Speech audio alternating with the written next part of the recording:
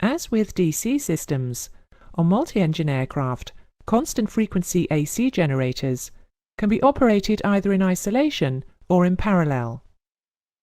On most two-engine aircraft, the generators operate in isolation,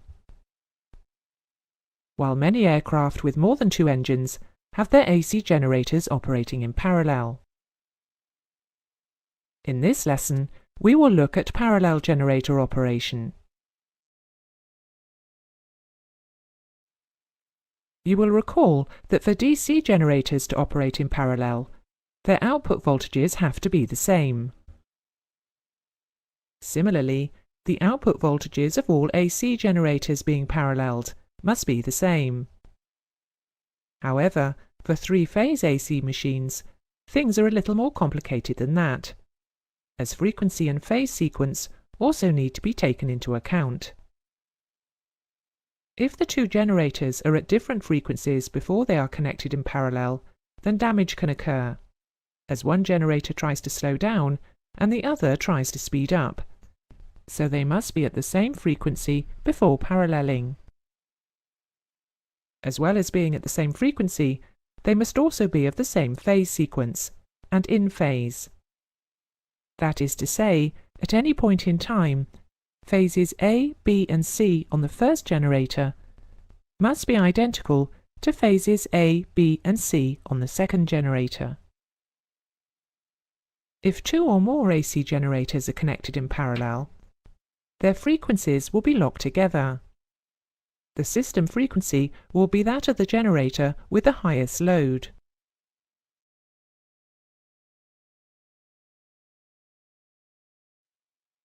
You will recall the load on an AC generator, the apparent power, is made up of two components: the real or true power or load,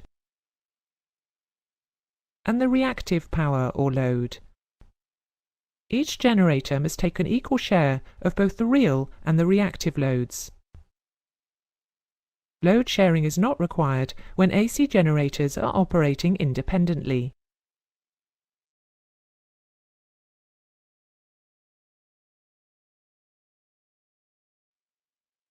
Real power is the work being done by the generator in supplying the various resistive electrical services.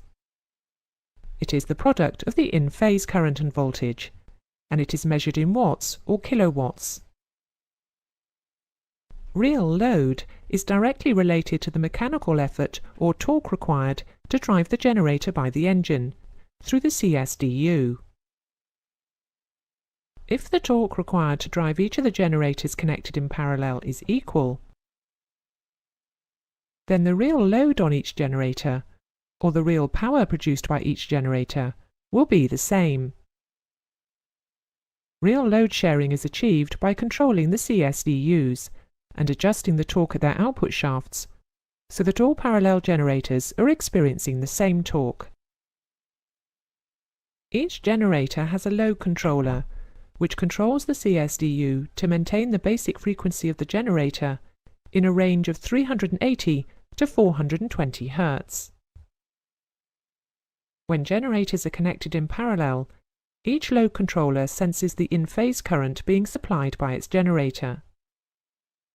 The in-phase current is proportional to the real load being supplied by the generator. The load controllers are interconnected, and if there is a difference between the generator real loads,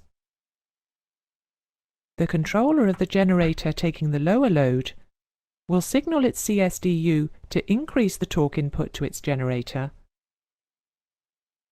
and the load controller of the generator with the higher load will decrease the torque input to its generator, thus ensuring that each generator takes an equal share of the real load.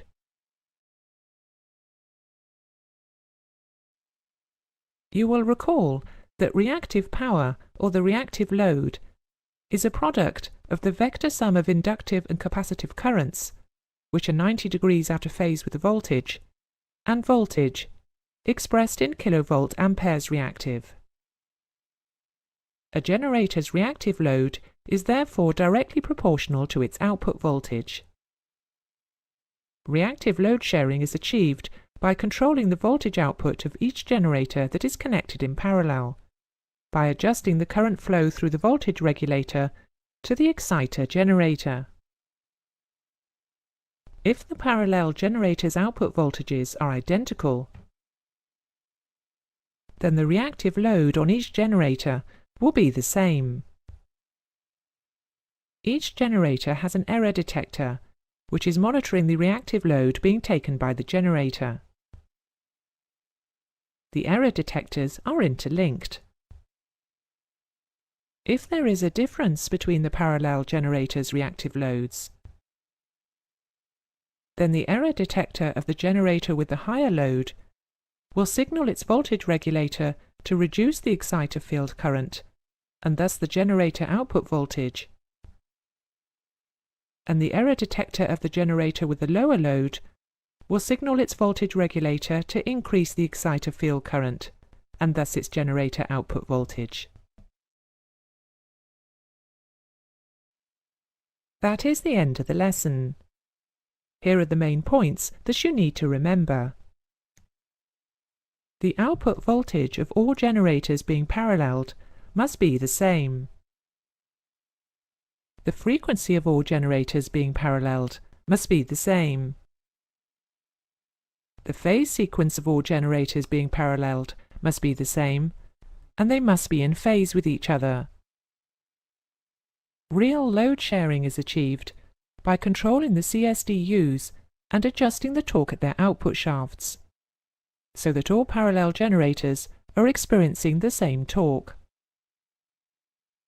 Reactive load sharing is achieved by controlling the voltage output of each generator that is connected in parallel, by adjusting the current flow through the voltage regulator to the exciter generator.